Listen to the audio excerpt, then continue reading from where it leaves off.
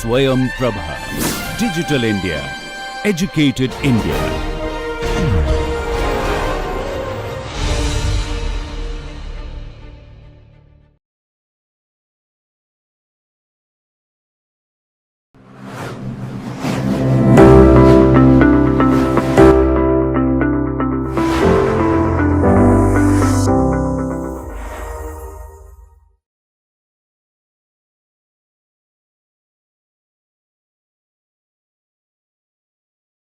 Hello everyone.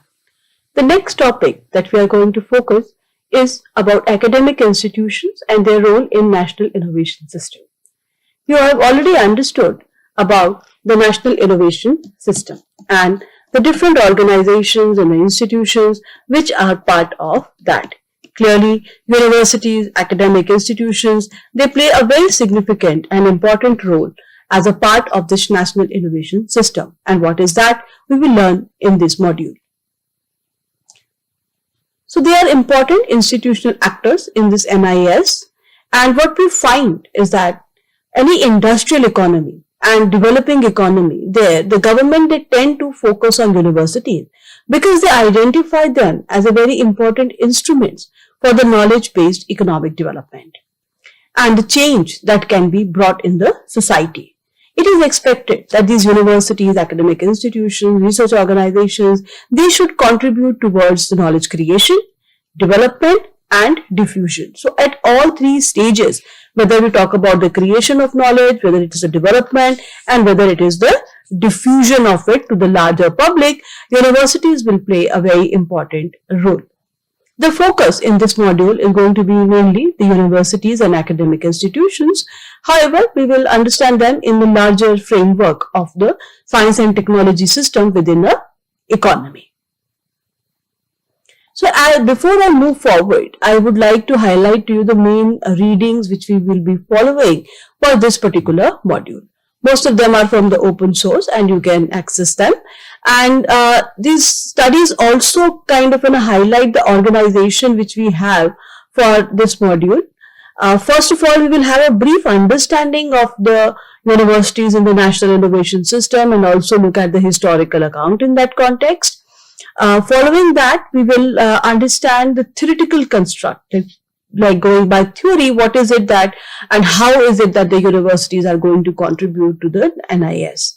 Later, we will understand two important policy designs to support and also incentivize these universities to contribute towards the industrial research and development. In that context, what we will study is a Bangalore cluster, which is being referred to as the Silicon Valley of India, and that lies within the larger question of what kind of a policy design support the development of this kind of a clusters or research parks where you find that the academic institutions, universities, they come along with the industry and have a very thriving ecosystem which supports the startups in the newer areas or the new technological fields.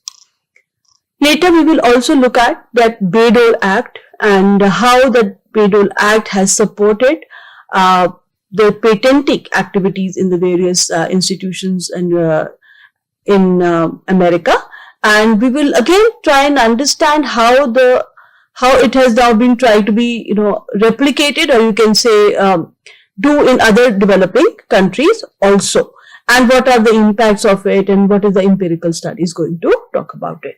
So I hope this gives you a broad overview of how this module is organized, understanding the historical context, moving on to the theory, then talking about the two major aspects. One is with respect to the regional development and the role the universities plays in that in the context of a cluster development, and then how patenting activity is being incentivized in these public funded research organizations so that it will contribute towards the knowledge transfer much more effectively. So moving forward, first of all, let us have a brief look at what are the major functions that are performed by the university and what are the outputs that are coming forth. So clearly, scientific and technological information is something which is of most importance when we talk about the role of the major function of the university. Here what you find is that they will be guiding research, and this research is essentially guided towards efficient applied R&D in industry. So the idea here is that the research that happens is now going to contribute towards the research and development, which is more of application oriented in the industry. We also find that many a times the universities also create some kind of an instrumentation facilities, have certain equipments which may be of much value in terms of maybe testing or some other research that the industry might have to do, and which might be beneficial for the production and research by the firm. So what happens here is, having those equipment and instrumentation, those firms can in fact have an access to those and can continue with their work. As we move forward, what we find that in the universities have also been playing a very significant role in terms of developing the prototypes for new products and processes. Then those products and processes are taken to the next level. That is why they go to the industry, where you see whether the scaling can happen. That means whether a large scale production of those products can happen, and the process is also now fit for the use of the industry. However, having the first prototype, the first design within the university is of much relevance here.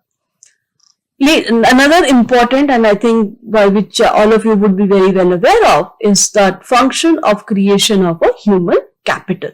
Now, what we find, the universities, they are engaged with students, faculty members, they work with them, and they train them and skill them, and that is a skill which is later needed by the industry. For the research and development, and many times for the other production related works or other managerial works as well. So the important output which comes from the university is the skill and the human capital, which then now go and contribute to the industry. Later, we also find that in this networks which are created of the scientific and technological capabilities, because of the involvement of the academic institutions, you find that it facilitates the diffusion of the new knowledge. However, it is not only important that the people who create the new knowledge, they should be the one who should be skilled. Even for the diffusion purpose also, it is very important that the skill level must be of certain minimum scale in an economy. You can very well, relate to it in the recent times when we talk about digital literacy. Having a mobile phone, smartphone, give you an access to an information. But how to critically look at that information, what to use, what not to use, and how to ensure that that information which is coming from will not harm you. Say, for example, you get a message and then you give away your private information, including your bank accounts, etc., then that kind of a negative effect can also be, done away with, provided people are literate to understand what kind of an implication it would have. So having a knowledge product is one thing. To be able to use it more effectively is, of course, requires certain level of skill. The next point is that again, these universities, they have a linkages within the institution. So you will find nowadays that many institutions are coming together. They might be offering, collaborative programs or the projects. For example, in IIT Indore, we have one collaborative program on data science with IIM Indore. So they come together and they also provide programs which will fulfill the specific requirements of the industry, particularly in terms of training. The personnel within an industry are also being looked after. However, when we look at this academic, institutions and the industry, why we are talking about it in the first hand? Because what we realize is that there is one center of a creation, yes, where the knowledge is created, and then there's another center which is now going to use it, absorb it, scale it, and then mass produce it, so that this knowledge now gets transferred to the masses. Something like a lab to the land. Now, in that initiative, in that entire process, it is very important that there should be a good linkages between academic institutions and the industry. However, what we find is that the working culture, the working incentives are very different in both set of organizations. So when we talk about academic institutions, what we find, the researchers there are more interested in professional recognition and advancement. What they look forward to is a validation from their peers, and also recognition from them. They are more interested in disclosing and publishing their result and to be the first to do so in the profession.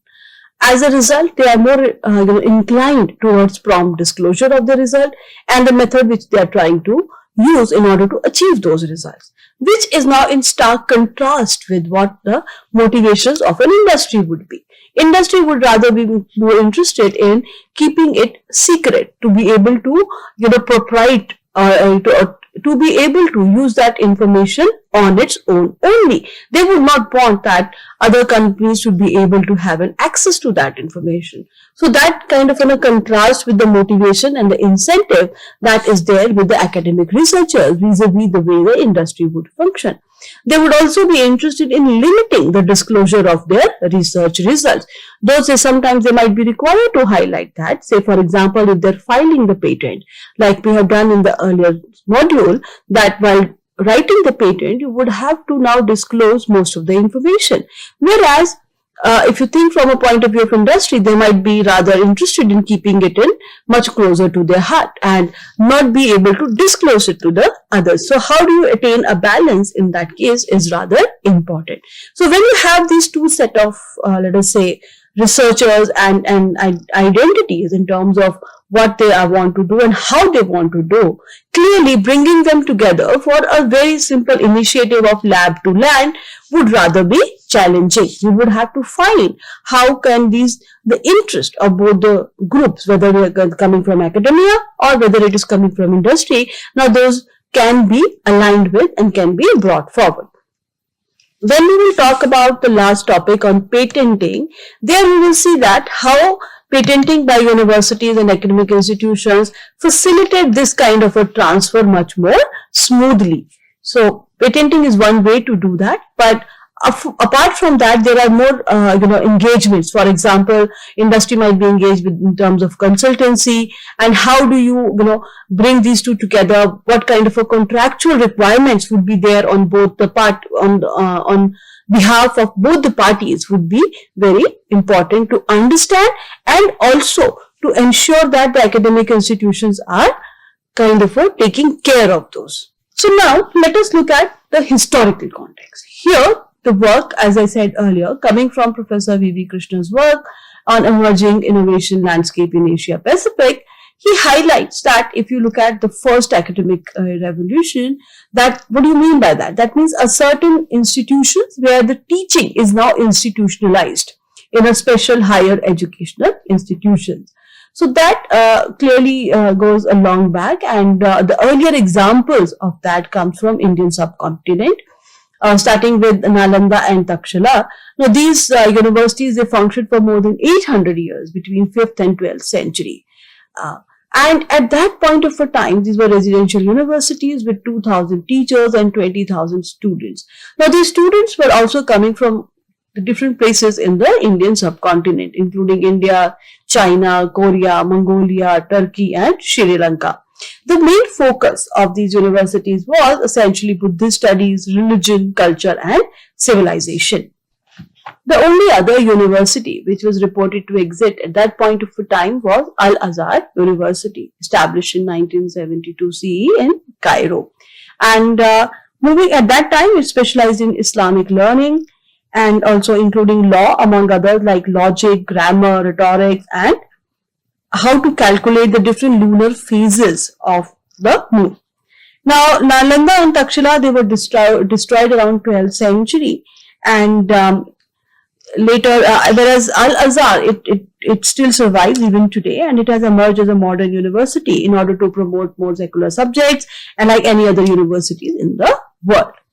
Later, what we find is the developments in Italy can be very closely related to this academic revolution, with the creation of University of Bologna in 1088. It was reported to be the first systematic evidence of the institutionalized teaching. Now, this kind of started this particular phase where you see that more such institutions came into picture. For example, University of Paris, founded in 1160, Oxford and Cambridge, they came around 12th century, and in that sense, Professor Krishna mentioned that this is kind of the first academic revolution which can be phased till the beginning of the 19th century. Then you have the second academic revolution. Now, before we talk about it, let us see the focus was here is mostly the Buddhist studies, religion, culture, civilization, etc. That has now clearly evolved and changed over a period of time. So what has happened now? There is a transformation. There is a transformation of universities, which were earlier an institutions of cultural preservation.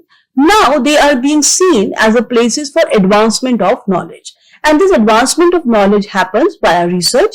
And here the emphasis is on science and technology discipline. It led to what Martin Bell called as a Humboldt model, and it reflected in the unity of teaching and research.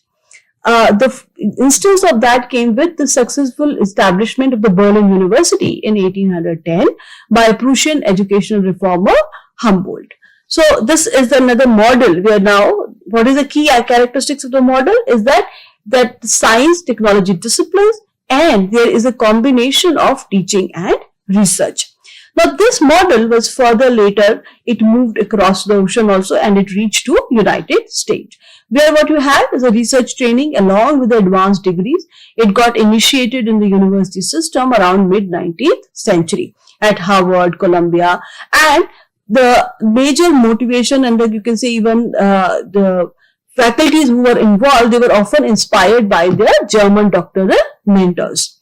Later, the model spread quite rapidly since the 19th century to most part of the Europe, Asia and North America, that we understood as it exists today. So here, Professor Krishna also talked about this third academic revolution. And here the idea is that the university got involved not only in the knowledge creation, but also in the knowledge transfer, which is a significant contributor to the economic development. Here you have the coupling of teaching and research with innovation and the forging of the linkages with the university and the industry. So this university-industry relationship that he talks about are very well highlighted in the context of certain German universities. See, for instance, he points out that the basic research and innovation potential in chemistry at the German university, it led to the creation of the three major firms, which were Bayer in 1863, Hochschild after 1880, and BASF in 1873. And in fact, by 1877, what you find is that German now accounted for half of the world's dye production, and it captured the world market. Not only that, in the years between 1908 and 12, they started a process. A process of synthesizing ammonia from nitrogen and hydrogen, and under very high pressure, and which later came to be known as a Haber-Bosch process. And learning from this kind of a model, they were, in fact, if you look at these three companies, Bayer and BASF, they became a major multinational over the next time period of 50 years. So this model of university-industrial relationship was then again taken forward. And what you see that in the last 1.5 decade, you see a size, particularly in the 20th century, a rise of the entrepreneurial universities, and like that of MIT and Stanford, and again signifying the third academic revolution. So if you look at in the the second half of the 20th century, what were the key developments in the America in which led to this creation of linkages of the university and industry more and more. In fact, though it started in the 19th century, it got more consolidated with the events of the 20th century. There, the authors have pointed out that there was this particularly a pressure of the cost which was coming on the institutions, particularly universities, and it was leading to a slower growth of overall public funded, and moreover, whatever the funding was available, there was an increase in the competition from the for this kind of a funding. As a result, the universities, they became more aggressive and entrepreneurial and started looking for more and newer sources for the funding. Academic research, it then also promoted higher benefit to the particular region in which that happened, and of course concomitantly it contributed towards the national economic benefit. That could be done by seeking a closer link with the industry in order to extend and kind of a vast, make the area in which you do the research much more vast, and that can happen only with the funding support that comes from the industry. Now, what we find that it's kind of a development where there's a linkage between the university and industry, and the universities now want to kind of conduct research which may be more industry relevant, and industry is also contributing towards this kind of a research funding. The models that may exist across the countries may be different. That means that if you look at the American model, it may not be simply and as in the similar way might get replicated in the European context. The OECD countries may have a different context, they would have a different background, the public funded research organizations may be different, and as a result there might be a variation. There might be variation in the size and the structure of these public funded research institutions, who funds the research, who does the research. Like in Indian case, we have done earlier that there is a CSIR, like after independence, the key organizations which were involved in research with CSIR, and then of course in the private industry. And apart from that, today we will look at what was the role being played by the creation of other centrally funded institutions. However, it is very important to highlight and note that there are variations, there are differences, and these differences occur across the countries. It is not possible to have a one model simply get replicated in the other context. Understanding of those variations is very significant in order to understand the role the university industrial linkages that are going to play in the context of the economic development. So what are the key trends in university industry linkages?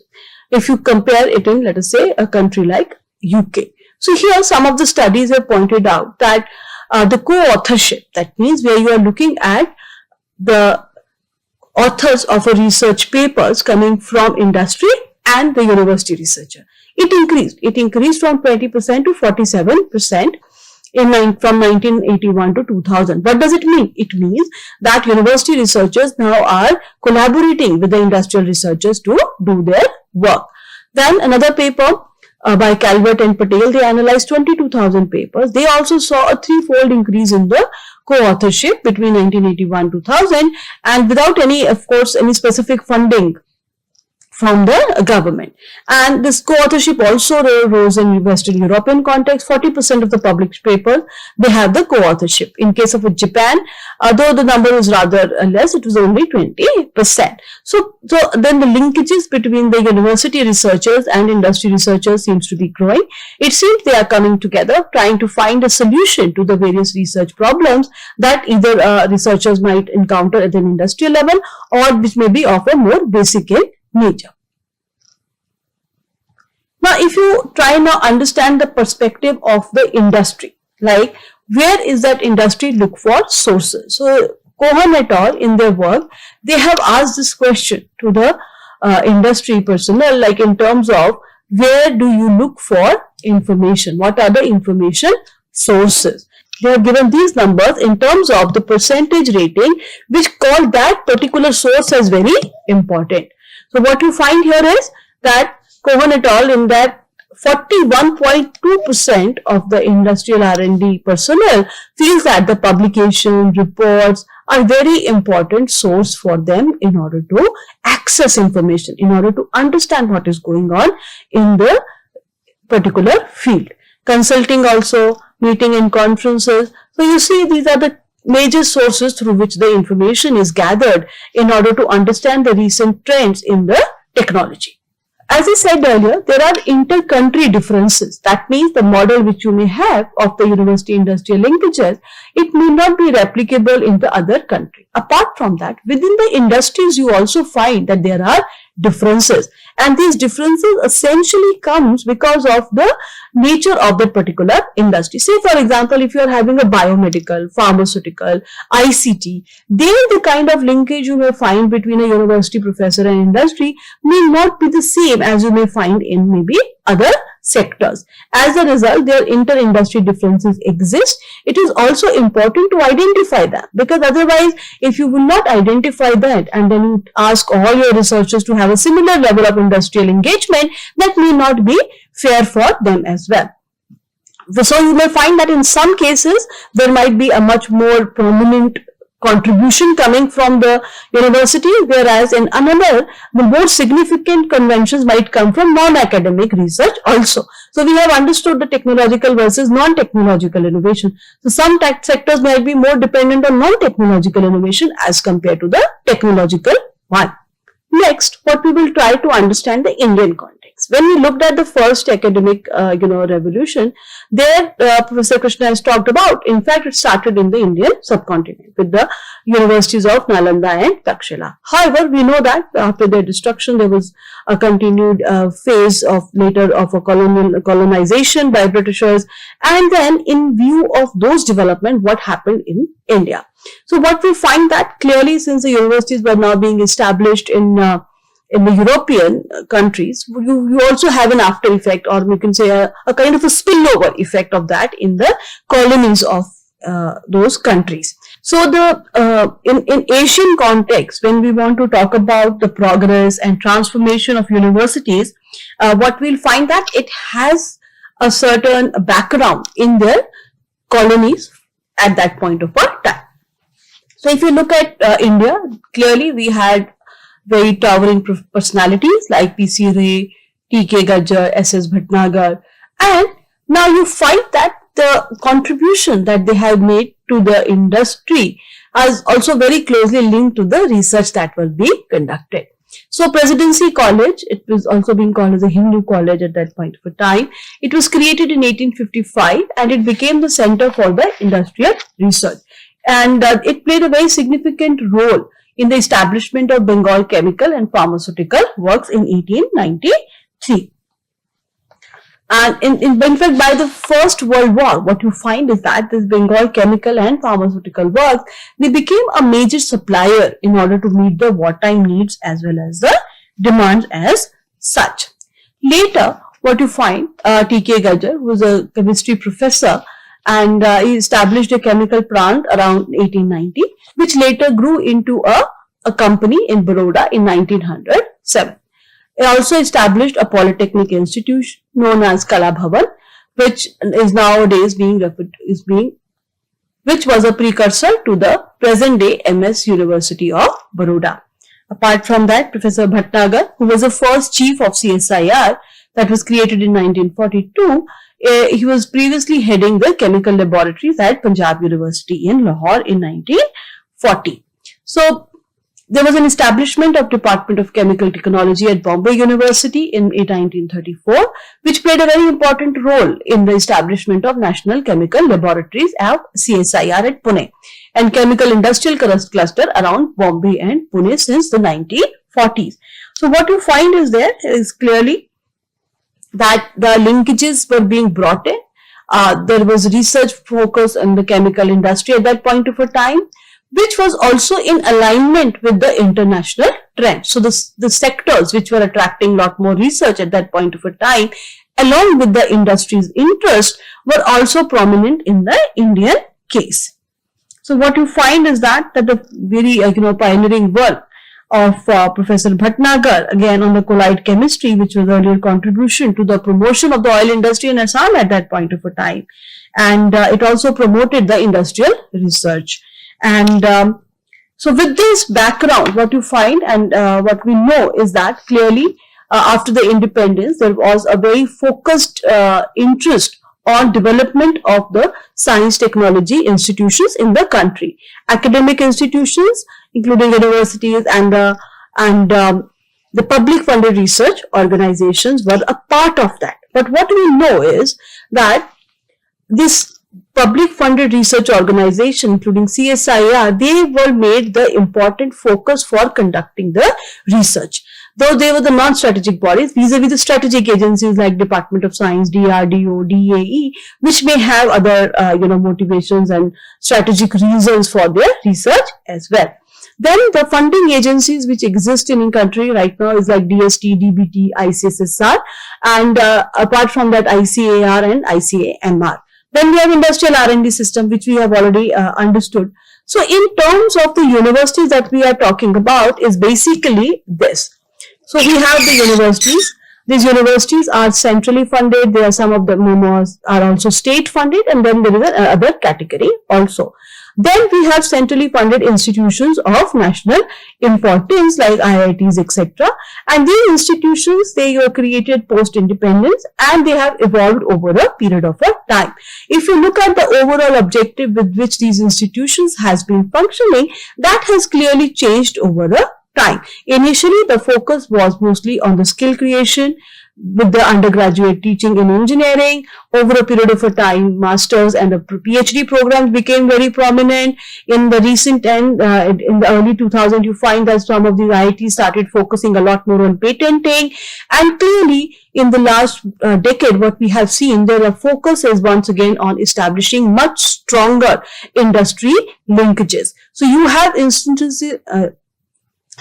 instances of establishment of research park in IIT Madras and also similar parks in other IITs. So the link here is once again to bring in more and more industry interest to cater to their challenges which the industry is faced. Once again, in order to ensure what we said earlier, a lab to the market or lab to the land initiative, whereby the technology is generated, they reach to the masses as such. So if you look at what are the major sources of information, particularly for the companies, in the Indian context, we find that the universities and research institutions do not play a very prominent source. Here you see this particular survey is also rather old. It was done in 2013 and the result from the more recent one are still awaited.